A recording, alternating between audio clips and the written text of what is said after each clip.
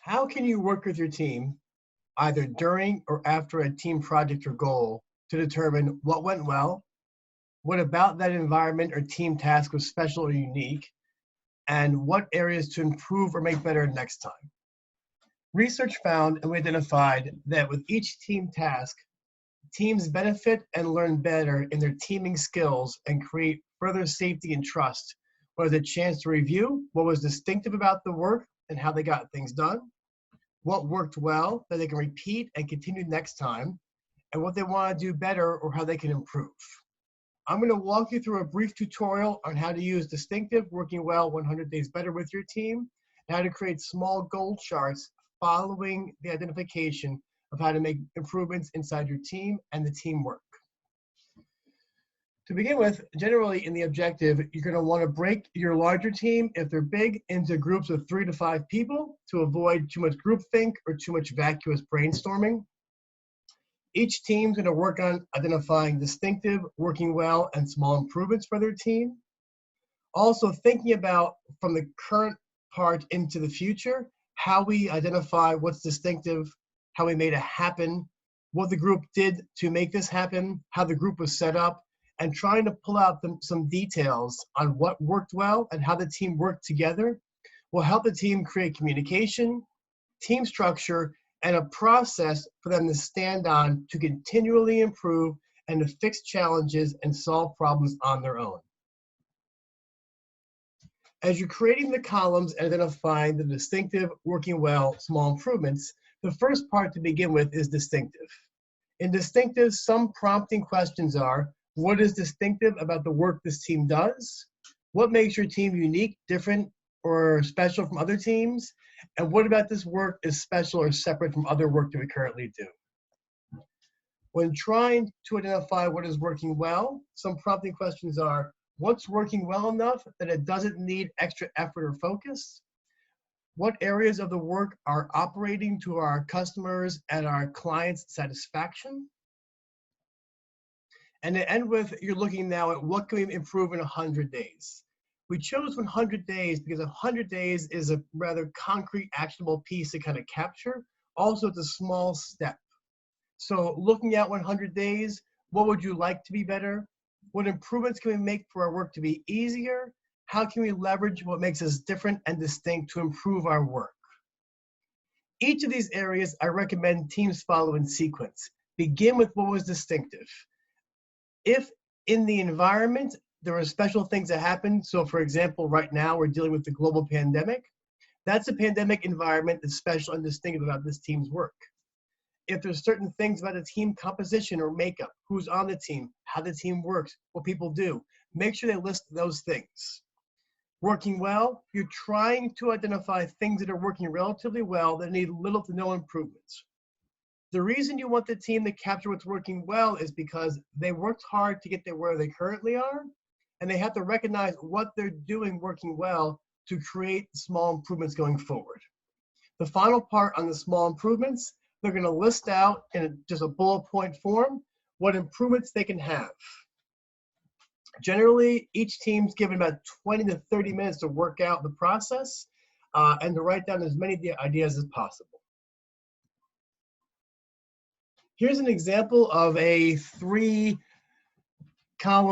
diagram that usually I use on flip chart papers. If you're using virtual team technology, you can have them whiteboard it. Also, if you choose to, you can send a copy like this to your team beforehand and ask them to individually complete it, and then share in small breakout groups, or ask them to get in small breakout groups and complete the task. Again, working on distinctive first, working well second, small improvements last. Once you've completed the activity, you want the teams that are separate to get back together and share and talk about their experiences. Part of this activity is building a communication channel for teams that have the teaming or the soft skills and the communication skills to be able to talk about challenges, failures, and obstacles, and then figure out how to move forward and make things better. This builds psychological safety, it builds team trust, it also creates a culture where team members talk to each other and consistently reiterate what to do and how to make things better. So when teams get back together, ask each team to share what they've listed in distinctive, working well, 100 days better. Keep the focus on the questions and the small steps for solutions. Be able to celebrate what the team's already doing well, and try to avoid getting pulled too deep into discussions about what's working well. Recognize the tasks, keep it at a decent surface level, and keep the teams moving forward. What to do next? Once you've captured all the ideas and you've written them down, I recommend you kind of take the notes or the flip chart notes, and as a team, you ask them to do the following steps. Read through the notes and reflect on how good the team is. Oftentimes, if a team always feels they're being beat up or don't recognize their good stuff, they have a hard time bringing it back up. Additionally, for people to be innovative and to come up with new ideas, they have to feel comfortable and respected. So read through the notes and reflect on the team itself. Take a couple days and think about what makes this team distinctive, working well, and what the improvements are.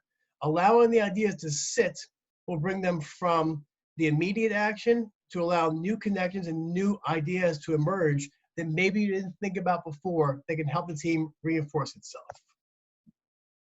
Go through the 100-day column and ask each person to choose 1 to 2 things that they can focus on and make progress on.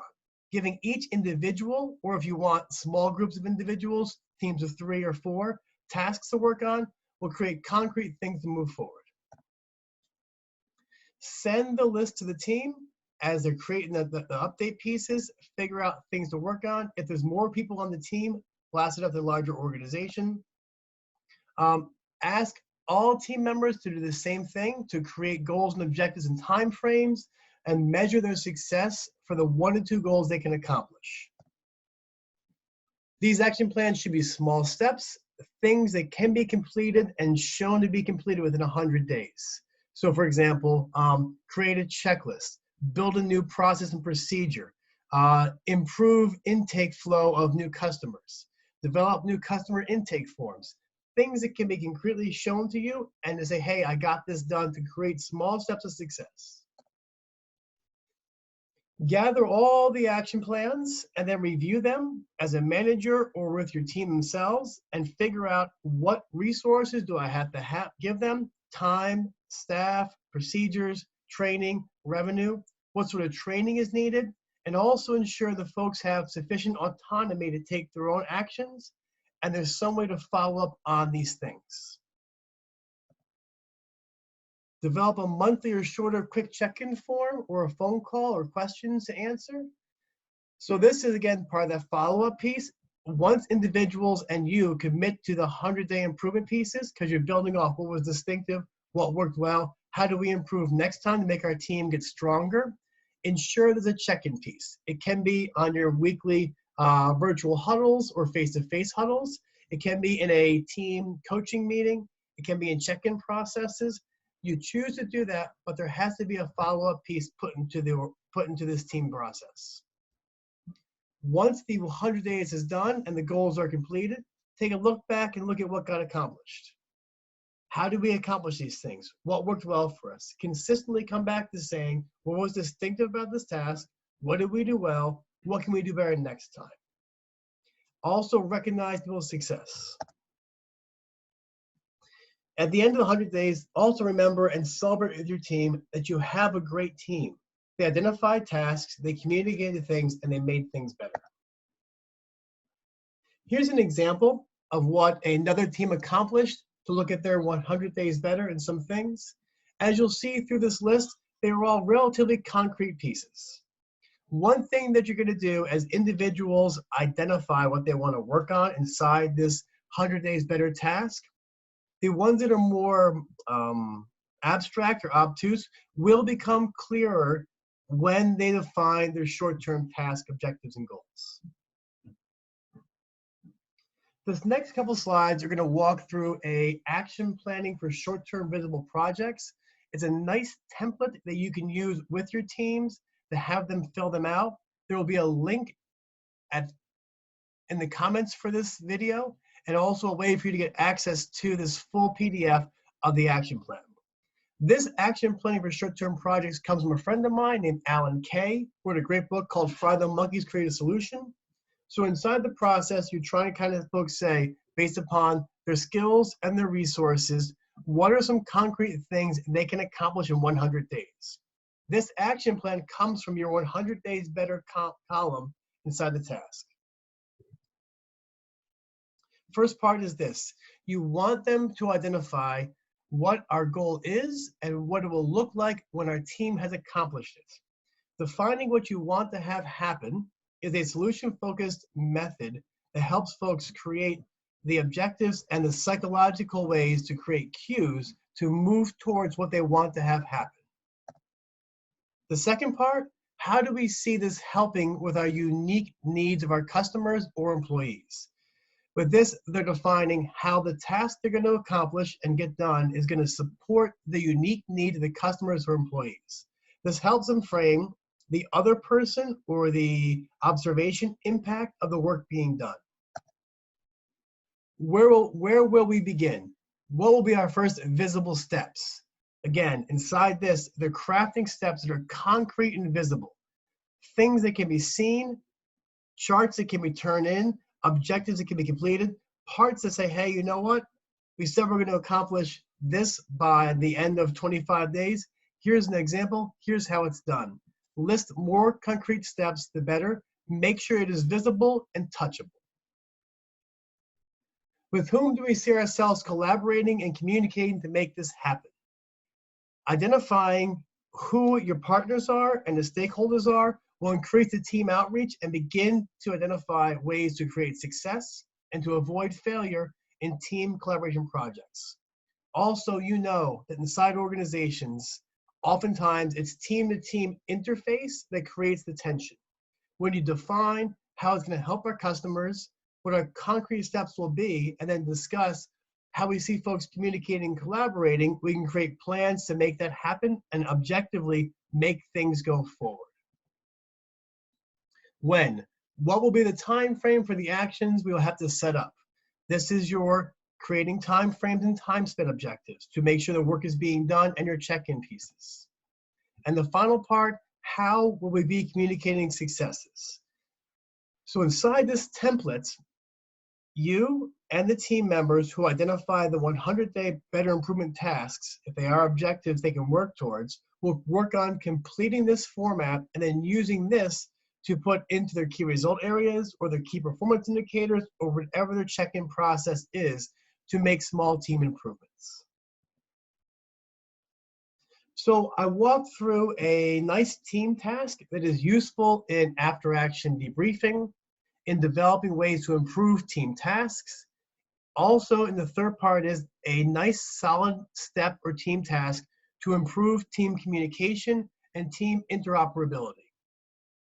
As you're going through distinctive, what makes us special and unique, working well, what things worked relatively well, how do we make that happen? Small improvements, what do you want to improve next time? The more you iterate this process and you use it after every goal and objective or after a meeting, the more the language will become familiar and usable with your team. Again, my name is Cardus. I will give you a link to a PDF on how to do this. Thank you.